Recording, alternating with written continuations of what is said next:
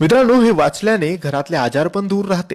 जर तुमच्या घरात व्याधी असेल, रोग असतील, आजार असतील, कोणाला तरी काहीतरी दुखणं असेल, खूप दवाखाने फिरले परंतु काही फरक जाणवत नाहीये, तर याचा अर्थ तुम्हाला औषधाची गरज तर आहे, त्यासोबत देवाची सुद्धा गरज आहे.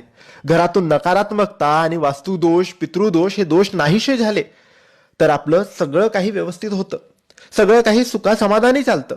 म्हणून ह्या दोन गोष्टी आम्ही तुम्हाला आजच्या या व्हिडिओमध्ये सांगणार आहे. ज्या दोन गोष्टींचे वाचन तुम्ही केले तर आजारपण घरापासून दूर राहतात. अर्थातच नकारात्मकता, वाईट शक्ती आणि इतर दोष घरातून नाहीसे होतात. आता या दोन गोष्टी कोणत्या? तर पहिली गोष्ट आहे ती म्हणजे तारक मंत्र, स्वामींचा तारक मंत्र, आणि दुसरी गोष्ट आहे रामरक्षा.